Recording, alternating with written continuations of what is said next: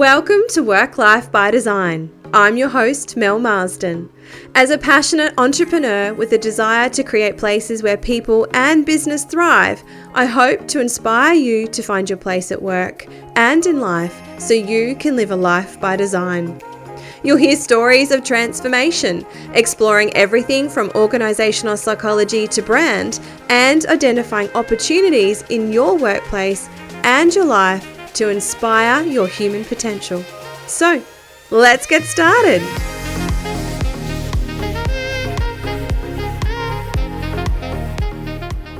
Welcome back to another episode of Work Life by Design. Now, the demand for workplaces that respond to the health and well-being of its occupants has exponentially increased off the back of the global pandemic. And this is driving a need for organisations and landlords alike to deliver on a more holistic approach to building design and construction.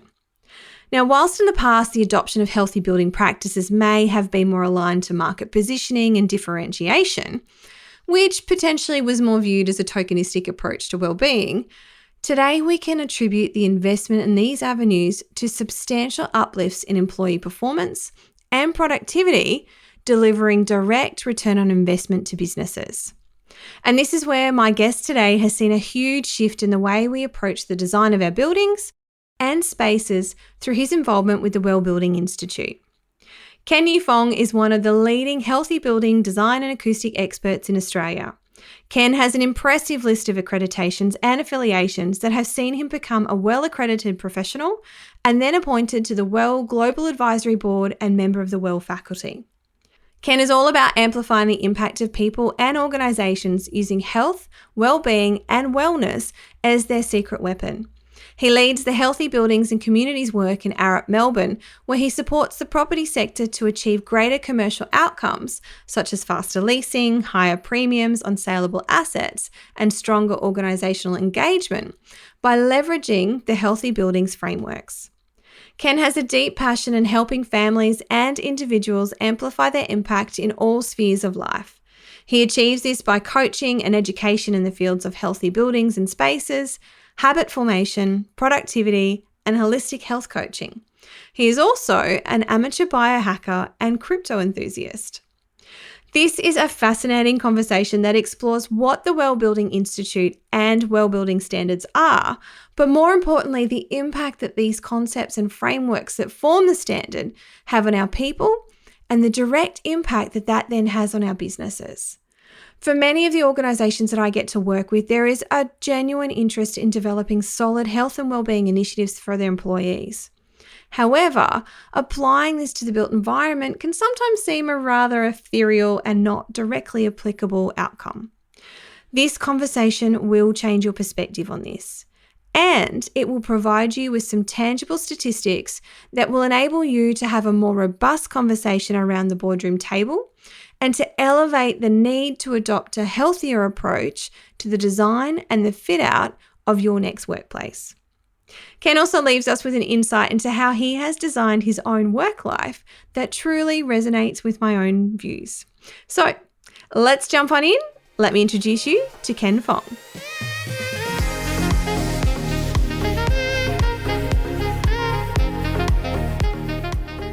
So today I am joined by Ken Fong. Thank you so much for joining me, Ken.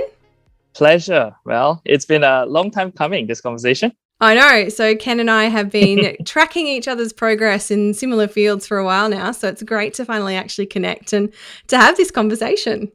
I'm really excited. Let's kick it off. Yeah. Ken, you started your background in acoustics engineering and you've quickly evolved that into being quite focused and interested in healthy buildings. And now you're sitting on the WELL Building Standards Global Advisory Board. Can you give me a bit of an understanding about how your career has evolved to transition into this space and what sort of attracted you to be really so interested in the WELL Building Standard? Sure, no problems at all. I'll give you the short version of the story. I'll be here forever. Although I did start my professional career in acoustic engineering or acoustic consultancy, my primary area of interest has always been health. But of course, the application to that was mostly personal. how I can, implement health and well-being strategies for my own life, right? To improve my productivity, my health, my family's health, that sort of thing. So I've never saw how it could actually merge into my professional world. So I started with Arab, over 10 years ago in acoustics. And I would say almost serendipitously, I stumbled into the healthy building space. For some background, my mom, she's CFO of a property developer in Malaysia. And it was around 2016 in a conversation that she actually brought up this thing called the WELL building standard. So it's the first time I'd heard of it. I had no notion of it, no awareness of this new thing called the WELL building standard, but I was curious to find out. And the more I dug into it, the more I fell in love with this framework. I'm sure we'll be touching about it a lot in our conversation. The context of that conversation with my mom was that there was a large development she was involved in Malaysia, and the developers were looking to implement the WELL building standard as a tool to improve the health and well-being of the occupants in that development. So it was a large, almost community scale development. Unfortunately, the project didn't actually go ahead. It was probably well ahead of its time for what it was trying to achieve. But the value I got from that is it really piqued my curiosity. It showed me a pathway to combine my passion in health, well-being, and my engineering and professional career. And that sort of took me down this really deep rabbit hole of discovering what it is and how I could get involved. And the quick version of the story after that point was I decided to go for the WELL Accredited Professional exam. So you actually have to sit for an exam to be certified to practice in the space. Did that, and it was around that time that Arab had two major projects come on board. One was the fit-out design of our own workplace that actually finished in 2018. And the second project was Deloitte's new headquarters, 477 Collins Street. That's a Mirvac development. So it's a premium grade, 40 plus story building right in the heart of the Melbourne CBD. And in both projects, we were pursuing a WELL certification.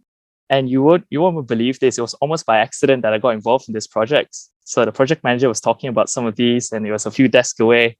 And I overheard the word WELL. And I said, "Do you need help? I'm one of the first WELL accredited professionals in Australia," right? And they said, "Sure, we have no idea what we promised or what we're doing, so come on board." And many years later, the Mirvac building, we were just short of certification when I actually took a sabbatical from Arab, but I think we would have got platinum certification ready for that building.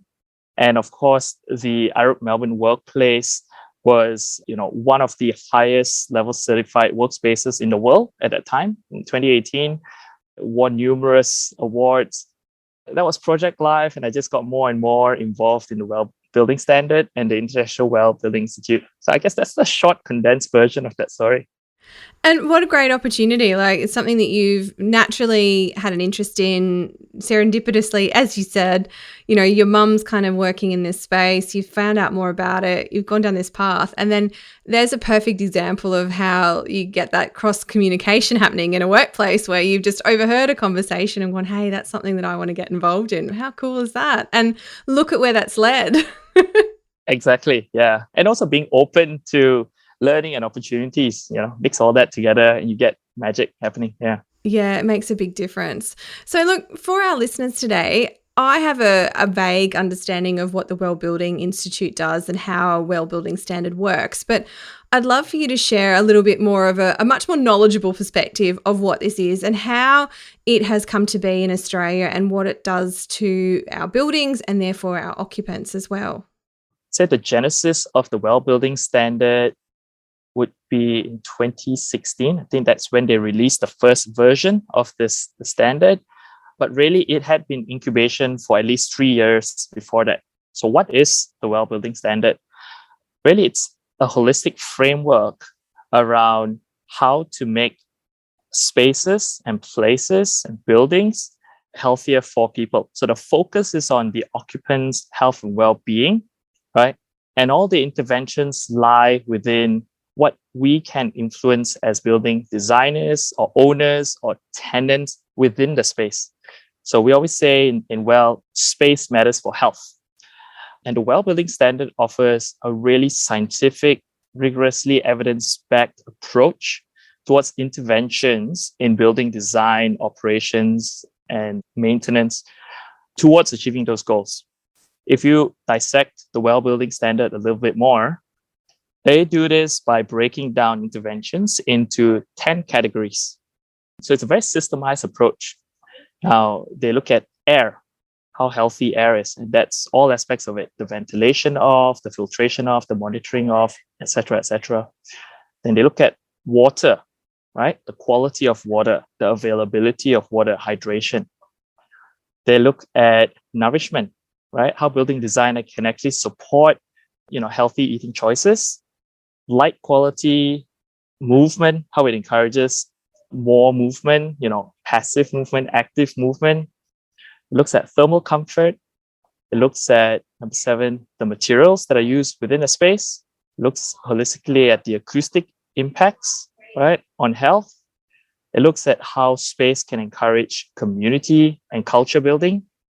And then it looks also at how health supports mental health and mental facilitation of the duties we want to do. Within that framework, that 10 concept framework, you have about, probably going to get the number wrong because it grows all the time, but in excess of 200 individual interventions. And if you break it down to its subparts, it probably grows even more than that. It's almost like a buffet. There's too much for any one building or organization to take on all at once, but it really depends on an organizational goals, what they're trying to achieve, maybe their ethos, maybe their branding philosophy as well, as to which pathways to pursue. So we always say there are some pathways that we think are foundational, and we call that preconditions, which is if a building is trying to pursue a WELL certification, you must do some of each of the interventions from each concept, right, in order to get accredited. But beyond that, it really is you choose your own adventure, as to how you achieve the wellness goals. Yeah. And it is such a great focus because I know in the past we've looked at the green building standards, which have been very focused on sustainability, but that sustainability has been very focused on the actual construction and development of the building or the fit out itself. It hasn't had a great deal of focus around the impact on the individuals and the people, the occupants of that space. And so the WELL building standard takes a far more user-centric approach, which I think is, a fabulous initiative. What was the shift towards that from your understanding in terms of how we moved away from, the green building standard towards the WELL building standard over time? I think it's been a slow evolution towards where we see the industry being at the moment. Many factors, right, to answer that question. One, I think let's address the commercial side of things first.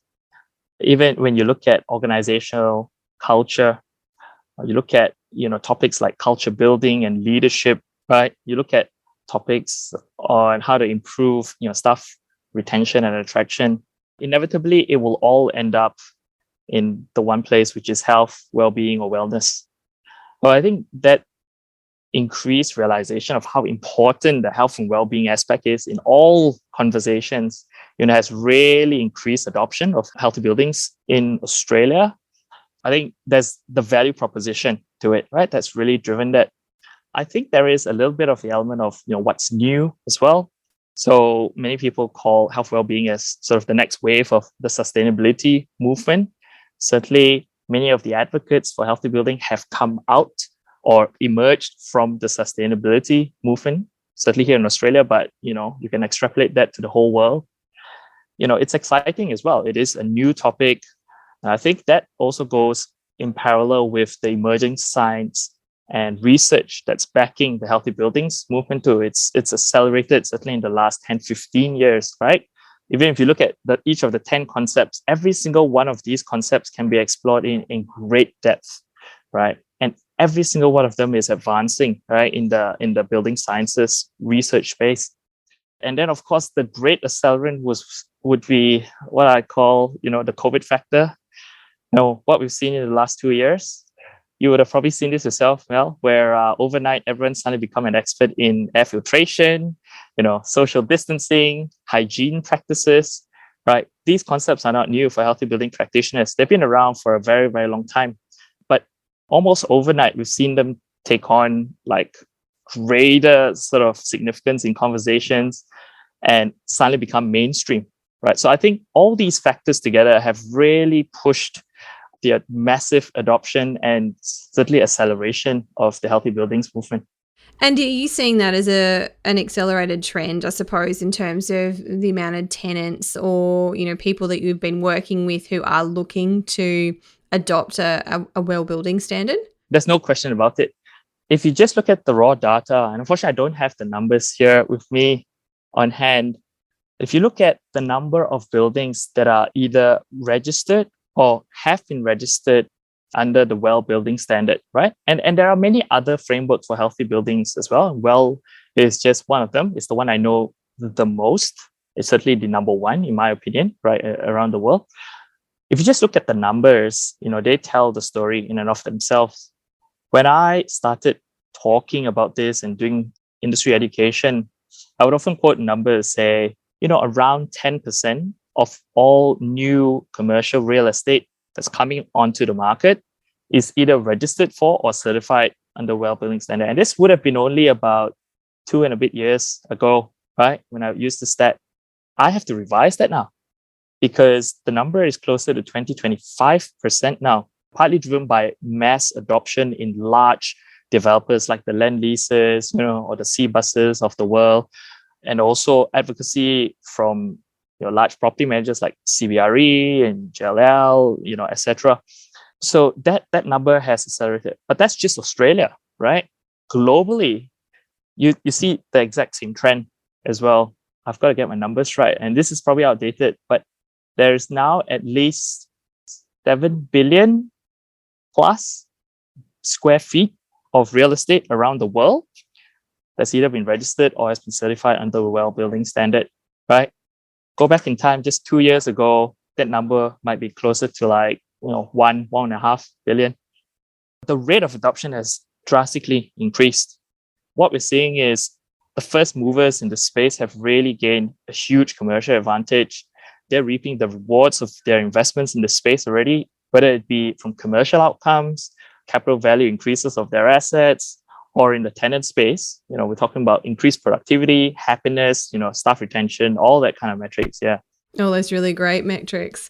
And so with the WELL building standard, is that something that's more focused toward landlords or towards tenants as well? Because, when we talk WELL building, and I know this kind of where it started, it was all about creating a building that, met all of these metrics and adopted these concepts. But as you and I were talking, this has actually shifted quite a bit because it is much more about the occupants. So there's a couple of points in this question for you. How has that shifted and how has the WELL building standard sort of expanded to support more tenant-based and organisations coming into the buildings? But also, how has that then evolved to be able to support the individual tenants coming in, and what can they do to adopt some of these practices in their workplaces? I'll speak from an Australian context. I suppose that's where most of your audience might be, and it might be more useful. The first question was, how has it evolved from a more developer-centric sort of framework to a more tenant-centric framework? Okay. To be honest, so the current iteration of the WELL standard is version 2. So it was a long evolution process from version 1, which was the initial release, to version 2. And I think that was, I may be getting this wrong, but I think formally released June 2018. I'm not sure exactly the timelines now. But in version 1, firstly, it was very American-centric. So many of the standards that it drew from, it was incubated and created in America, right? The standard, that's where the idea originated. They always had global ambitions for its adoption, but hey, you work with what you have, and that's where it started. Version 1, I think some of the criticism that it came under was that it's too rigid, it's very expensive, and it was, thirdly, very developer focused. Whether it was deliberate or not is to be debated, but that's certainly where most of the adoption came from, right? The large landlords, developers, maybe even contractors. And part of the reason for the adoption was because they saw this as a differentiation for their real estate stock. It was a differentiation in the product that they could offer to tenants, right? So if you're the only one in your city that had the WELL building standard, you stand way above, right?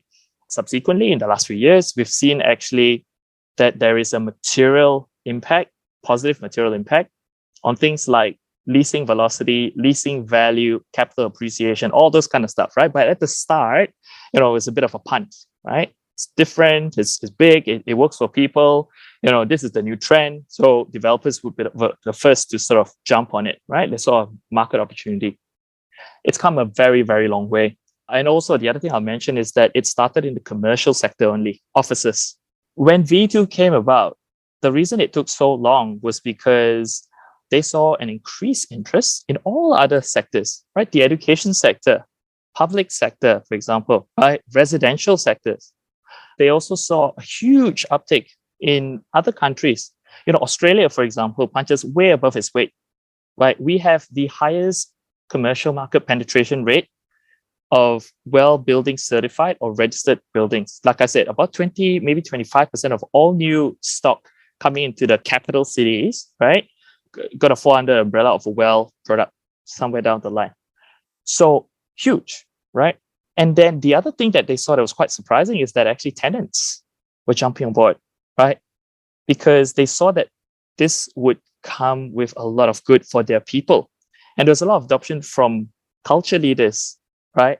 Office leaders, HR executives too, for this, psychologists, all these people, right, who maybe they weren't looking to target in the first iteration. So they had to really take all that feedback on board, all those changes, all that market data, and actually come up with a product that would actually serve the market better. So in V2, there's a saying, it's WELL all in, right? Which means it's not confined just to the commercial sector. So they've made it, open, universally adoptable, right, by all sectors, firstly.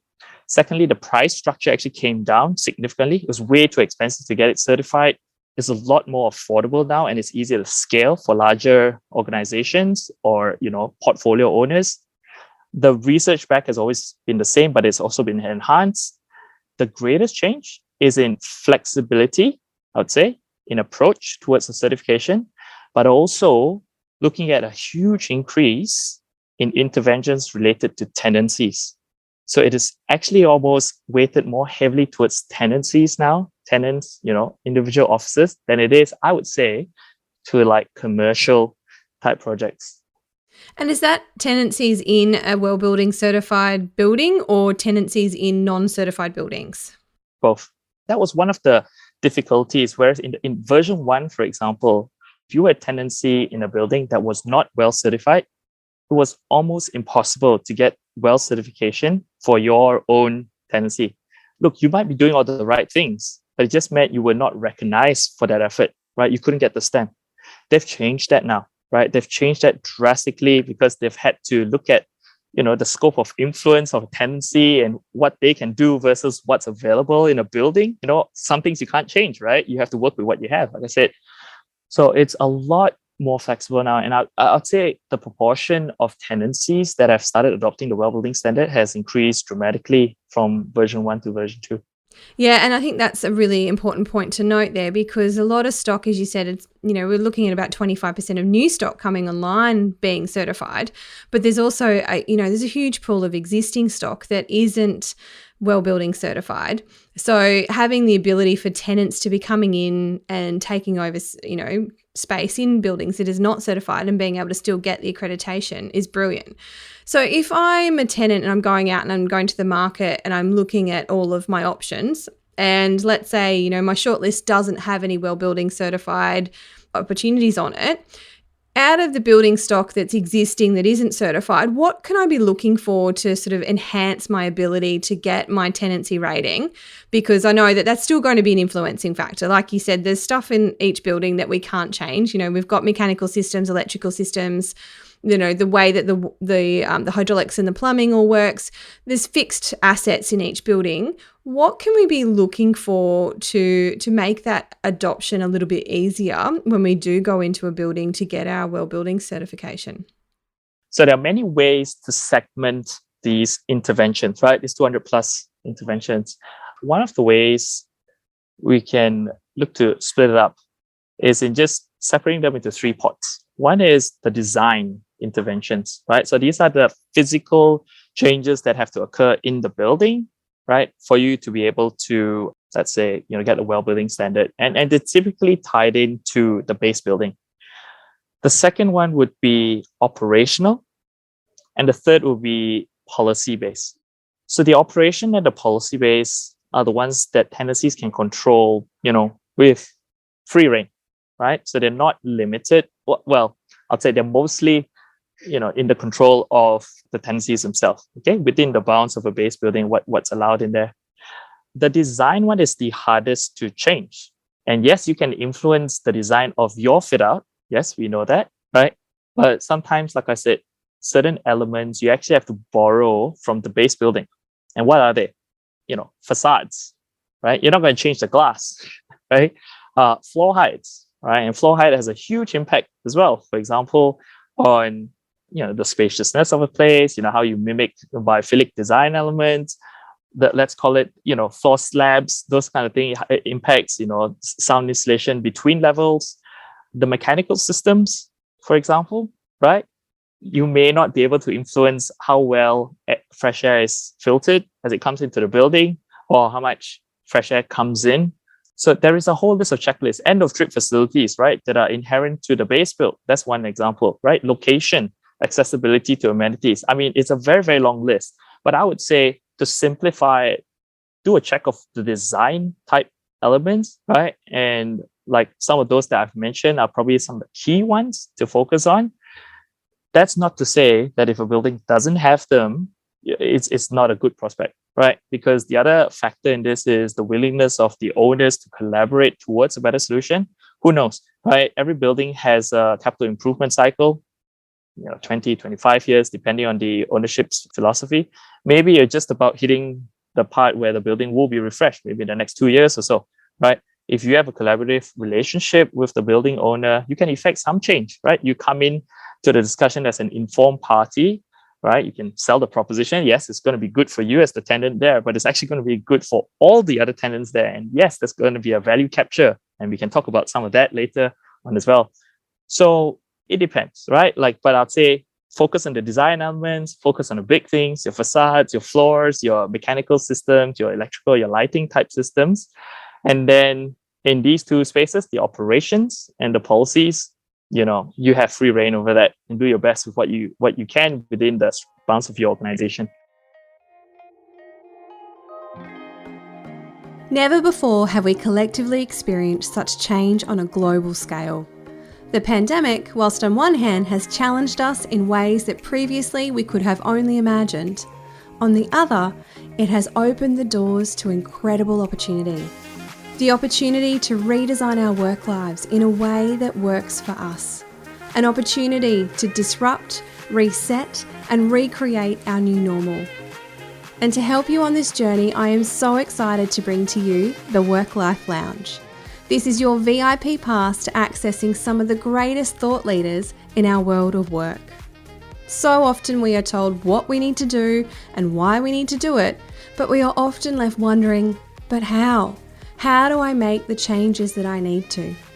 And that's where the Work-Life Lounge is here to support you, to guide you step by step through the how, to take back control and design your work life on your own terms. I can't wait to see you in the lounge. Now, let's get back to the episode. So there's a reasonable amount of scope that we've got there to kind of adopt as much as we can from the base building. Now, we've talked a lot about the standard, what it is and how it works. Why is it that an organisation would want to go down this path? What is that return on investment for them by engaging in a well building certification process, whether it's looking at a building that has this or a tenancy fit out that is accredited? And how does that then impact on their people? I mean, we've spoken a lot about, the impact of health and well-being, and there's an uptake in demand around, creating spaces that are much more healthy and well-being focused for our employees.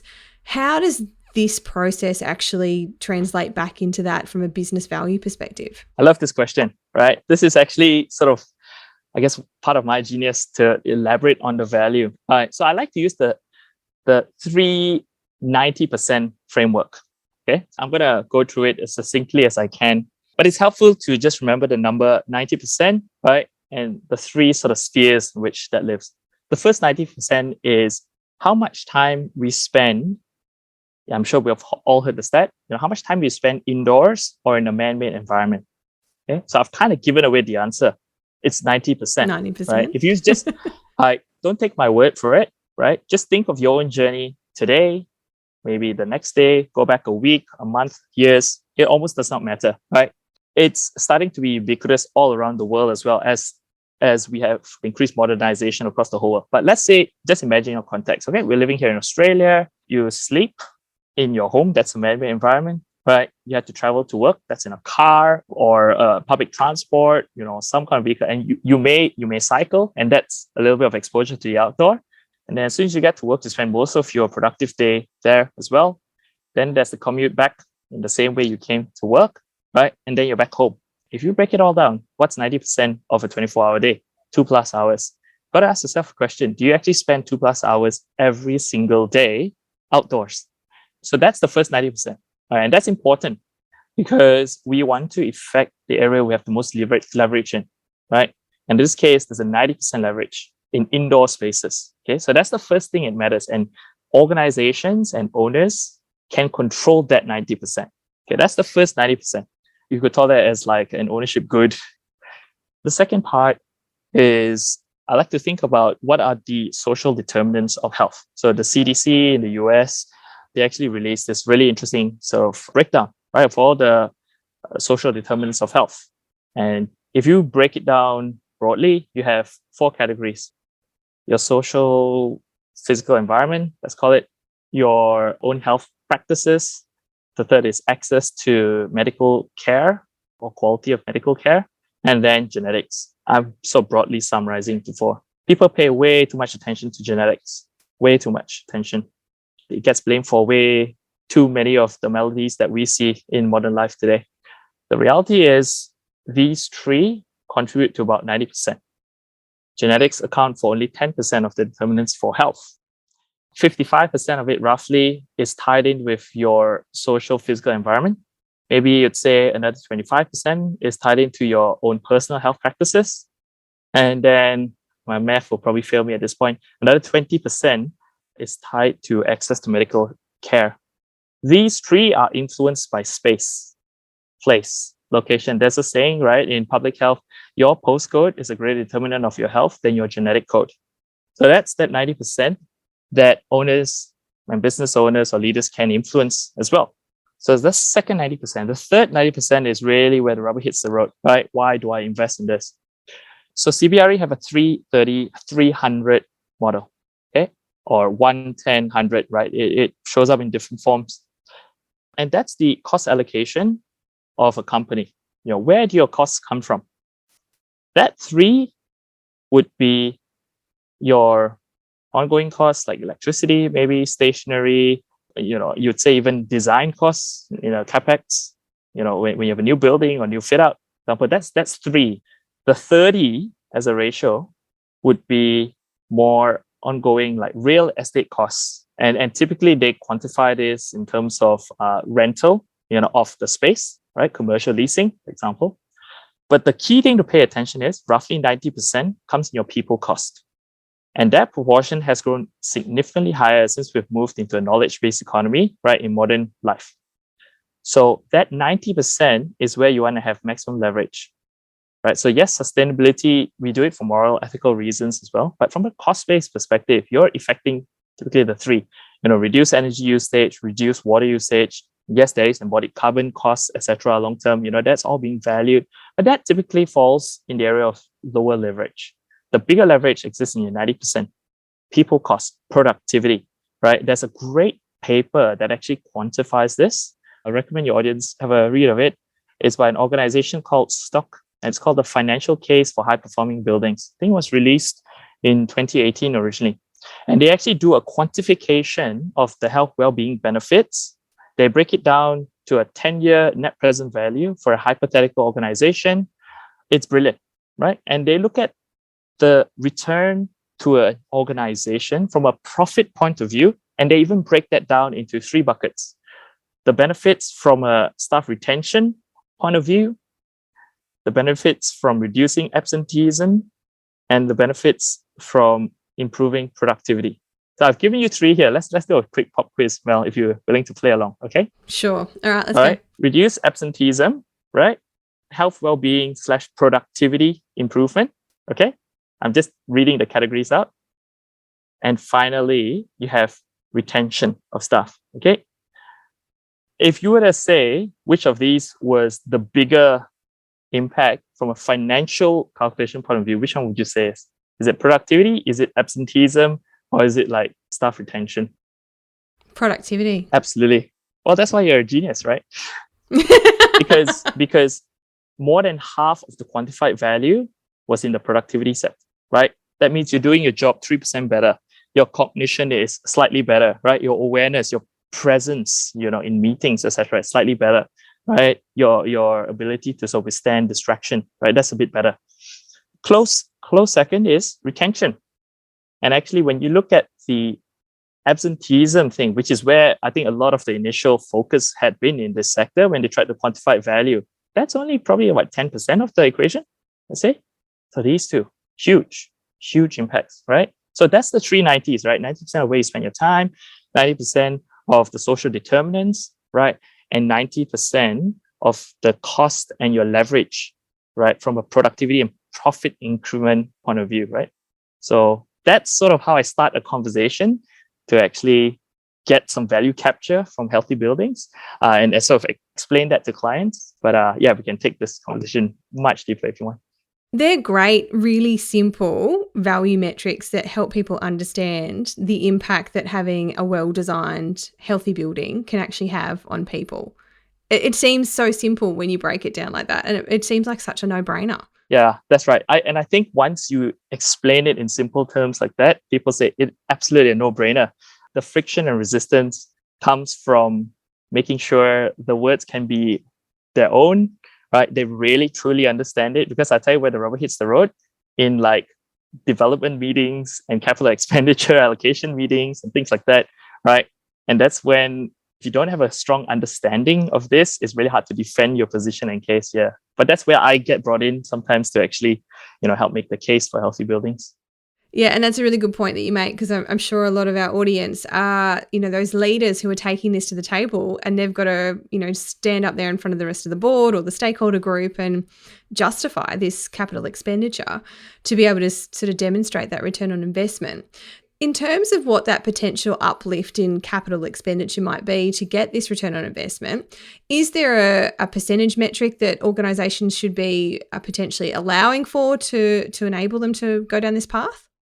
It's quite a tricky number. I know many people like to tie me down to that. I'll probably try to give a range, let's just say. Yep. Right? A ballpark. Ballpark, yeah. I would say, look, yeah, you're probably looking at like, honestly, 1 to maybe on the high end, 5% uplift, right? And there's so many factors that determine where that number comes in. Clearly, it's what's your baseline, development strategy. Like if you've been delivering fit outs that are not great, that's definitely not your client base, Mel, right? But let's say they're of the lower quality, then you'll see a greater uplift if you try to implement many of these. For an organization like Arup, we already have a very strong design philosophy and care for people, so that uplift is lower. In essence, it's almost like, yes, that's an important metric, but I think what's more important is like the bigger picture, the payback, the ROI, right? And we're not just talking in terms of like, ethereal kind of terms here.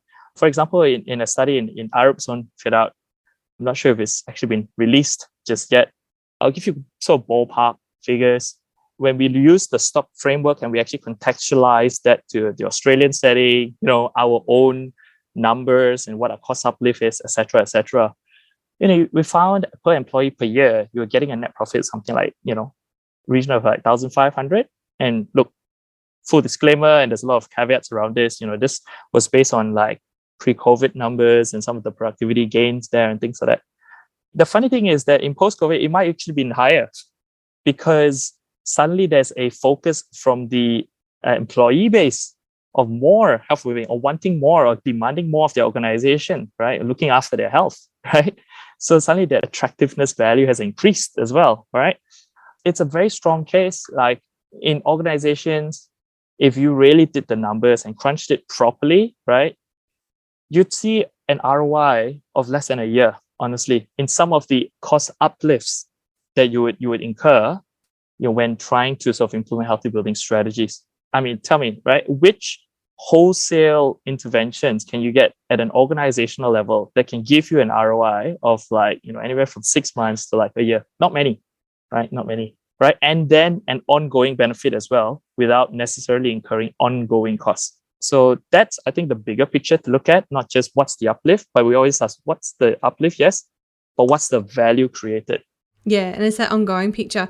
And you mentioned COVID there, and obviously that has had a significant impact on how we have been working for the last 2 years and the way that we are now looking to work as we go forward. And a lot of progressive companies are looking at hybrid working and the change of the way that we actually use our workplaces. In your opinion, how is that translating into the WELL building standard? Do you think that's having a higher impact, a lower impact? What's your view on that? Definitely, it's had a high impact. So 2 years ago, I was actually appointed onto a special council. It's called the International WELL Building Institute COVID-19 Building Task Force. And that was a team of, top level professionals from all different spheres around the world. I think there was about 600 of us that were convened to actually look at the role of buildings in the prevention of things like COVID-19, for example, right? Infectious disease. Now, I want to take a step back. The WELL building standard has always traditionally been focused on chronic disease, the prevention of chronic disease, right? And human thriving, for example, right? But then what we found is the same interventions actually had significant improvement in infectious disease amelioration outcomes as well, right? I.e., buy one, get two, right? Or buy one, get one free, right? It works for chronic disease, and wow, lo and behold, it works as well for, infectious disease. I think the impact that COVID-19 has had on the WELL building standard is that people are just more open and aware of the need of incorporating health principles into building design and operation, or spatial design and operation, right? To speak more broadly. And I think the other thing people realize is that, we actually don't know lots of what's out there. I mean, we've talked a lot about all the research around COVID-19. I think what that's done is spark curiosity in people. And they say, hey, if we don't know about this COVID-19 and how buildings can actually help to, prevent the spread of this pandemic, then maybe there's a lot more we don't actually understand about health, right? Or how lighting might affect productivity, or acoustics, So that just opens up the conversation even more. And I think that has had a major impact on adoption, on the tone of conversations we've had with clients, all kinds of positive things. Yeah.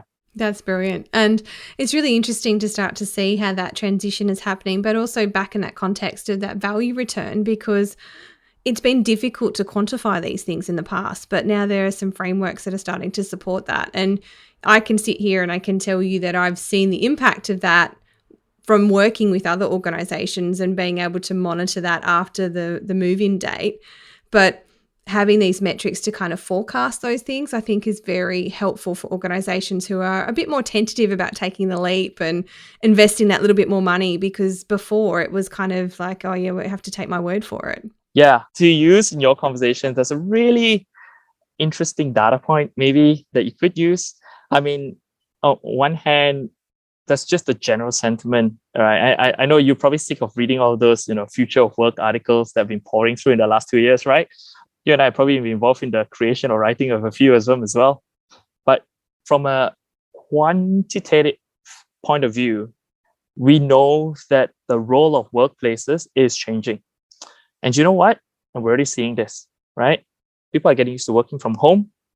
It's not necessarily that easy to pull people back into workplaces. And I tell you, the workplaces that suffer the most, those that didn't pay attention to healthy building design or community building in the fit outs that were implemented, 2 years plus ago, right? They suffer the most. It is a hard conversation to do because you don't have a pull factor for back to work.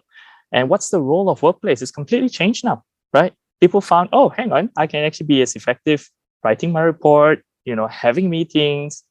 Also, we think anyway, at home, right? Why do I have to come into the office, right? So the whole purpose of workplace is shifting, right? And I think there's many opinions around this, but I think unanimously people are saying, no, hang on now. Workplaces are places the primary role of workplaces is really for the social cohesion, collaboration, creativity incubation, right? And so those organizations or spaces that didn't pay attention to this before would be suffering.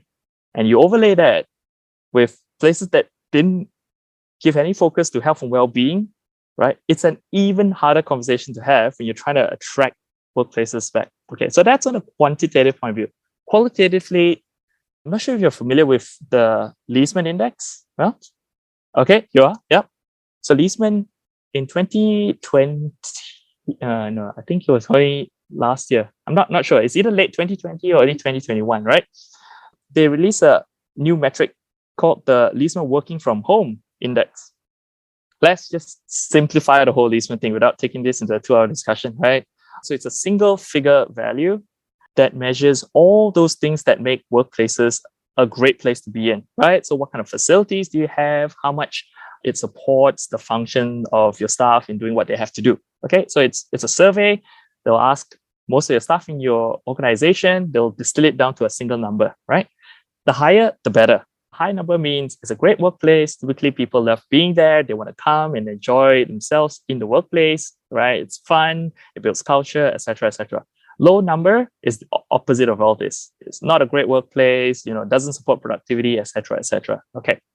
One way you can objectively rank workplaces is just using the Leesman Index. Now, of course, not every workplace goes through a Leesman survey, but for those that do, you can see, right? It correlates. It's almost, I would say causal, but the correlation is so strong between the best workplaces, right, subjectively, and those that have a high Leesman score. Okay, guess what? Now you have a score across the world, and I think it's a survey base of tens of thousands of respondents, right, that now scored their home. Okay, so guess what? If your workplace hypothetically went through a Leesman survey, if you ended up with a lower Leesman score than the Leesman work from home score, right? That's an objective number. Subjectively, I'll tell you what that experience is like. It's going to be very hard to pull people back into your office. You can mandate that, you can force that on people, right? But you're drawing on social capital, you're using it up some one way or another. Contrast that with workplaces that were high on the Leesman score. People wanted to go back to the workplace. So, I mean, not to beat Arab's drum too much, but I remember middle of the pandemic, the sentiment I got from many conversations I had with my colleagues was, I really, really miss my office. Yes, I enjoy working from home and it gives me certain functions, but I really, really miss the office. And I'm sure it's not just our, right? It's many organizations as well that had a good design. But then we had some staff that were working on offsite remote offices and they were dreading the day that they have to go back to these offices because they were awful. So you can see just right there as well. So there's the whole sentiment, subjective kind of way of looking at it. But then objectively, here's just one tool you can use to actually, have that conversation. Yeah.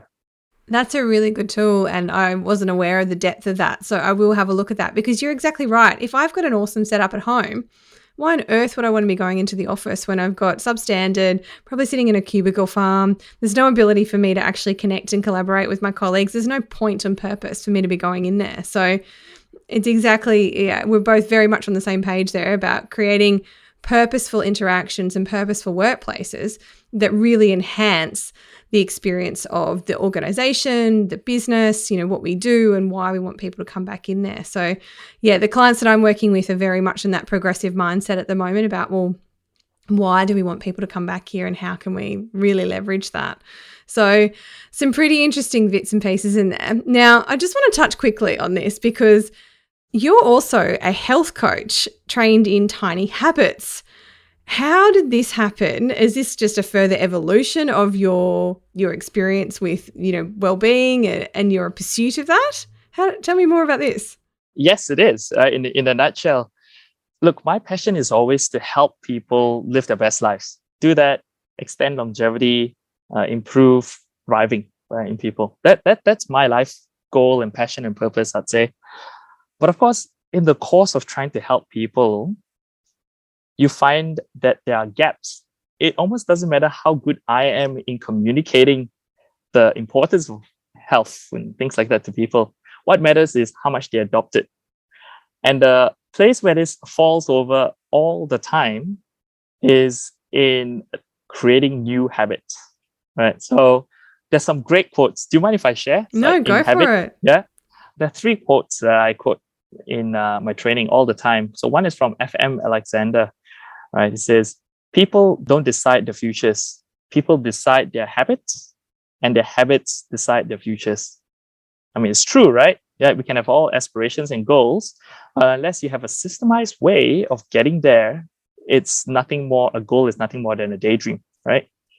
The second quote is also quite powerful from the infamous, the late Stephen Covey, right? It says, sow a thought, reap an action. So action, reap a habit. Sow a habit, reap a character. Sow a character, reap a destiny, right? So really, the bridge between your thoughts, your aspirations, and your destiny, right in the middle sits habits. And then, of course, the great Aristotle as well, is it, right? Habits, excellence is what you continuously do. I think if I'm getting it correct, right? Anyway, it's along lines of like, therefore, excellence is what you do, but it's like a habit, something like that. It's so important. So habits is really the bridge to change and actually transformation. And so that's where I noticed people falling over. So I wanted a way to help people create habits as quickly as they can, and most importantly, sustain them. So that's how I started doing like habit coaching. And I tell you, the results have been absolutely remarkable. I was test subject number 1 in my own life. I'd say reading the Tiny Habits book and doing the Tiny Habits certification course was one of those, key milestones in my life that really sort of propelled me to like greater heights. And I've seen that in the clients that I help as well. Yeah, I have to second that too, because I think, it's those things that we do in a daily routine are what build to create the life that we want. And if we don't have the right foundations in place, it doesn't matter what life we want because we won't get there. That's exactly right. Yeah. The thing that people comment to me about is that actually tiny habits, when you understand the methodology, is purely technique driven. So it can be done by anyone, right? Regardless of what your goals are or what sphere of habits you want to create, whether it's personal, family, work, it almost does not matter. The same framework applies for all habits. Once you understand it, it's like your superpower, right? It's so simple to implement. You almost can't fail with it. I think one of the greatest indicators of success is one word, Instagram. Yeah. Okay? Why? Because the creator of Tiny Habits was actually, his name is Fong, and he actually heads the Stanford Behavioral Design Lab. And he was actually the behavior change / habit consultant for Instagram. So he actually created a coaching course, he said, almost as penance for making Instagram so addictive. So, right? It's the antidote. Yeah, that's right. Exactly. So that's for good. And maybe you could argue that the Instagram's the bad society. Oh, we still love a bit of bad. So look, the podcast is called Work Life by Design. So my final question for you today is, how have you consciously designed your work life to work for you? Oh, didn't prep me for this, Mel. No, this is a surprise question. How have I consciously designed my work life? I would say I've done it in a few different areas. One is in routines, and I would say, routine / habits. So using what I know about habit formation and applying that to how I do my work to get the best out of my time. But right next to it is environment setup. So setting up my work environment using the principles of healthy building design to create sort of the most productive workspace. And I guess right now for me, it's actually choosing to be in a place like, this co-working space that I can see many of the elements of health design integrated into this workplace. So I'd say, yeah, a good combination of, I guess, good mindset, good routines, habits, and also creating or procuring the right environment to actually achieve my goals. Wonderful. So it's a combination of self-leadership and external environment. Absolutely. Yeah. Great. My two worlds combined. Excellent. I love that. Look, it has been an absolutely fantastic conversation today, Ken. If people want to learn more about you, the work that you do, in all its elements and or more about the well-building standards and how they can adopt them in their workplaces, what's the best way for them to get in touch with you? Sure. At the moment, the best place to get in touch with me is through my LinkedIn profile. For now, I'm still setting up my website. I'll give you the URL after this. You can look for me, Ken Fong. My mugshot will pop up on the black shirt, spiky hair. So that's me. Add me as a contact, and I'll sort of gladly accept. The other place is, once my website is up, you can go to www.amplifyimpactnow.com. So I own that address. Still taking some time to actually get the website up, but that will be a good place to start. So wonderful. I'll put all of those links for them in the show notes for people to be able to connect with you. But thank you so much for today's conversation. It has been very insightful. I've learned a lot more about the well-building standard and how we can actually adopt that into workplaces. And you've shared some pretty interesting stats and metrics there that I'm sure will help us explain to a more stakeholder and board level environment how we can start to translate some of this ROI into our businesses and support our people in a much more healthier and productive way.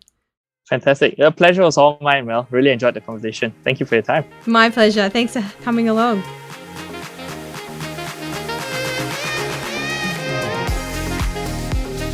Thank you for joining me for Work Life by Design. If you enjoyed this episode, I'd love you to rate, review, or subscribe, or all three, in iTunes and share it with your friends so we can continue to build this community. I would love to hear from you, so if you have any thoughts, questions, or suggestions, you can connect with me on Instagram @Melma or send me an email at melissa@melissamarsden.com.au. I hope this episode has given you a few sparks of inspiration so that you can design a work life you love.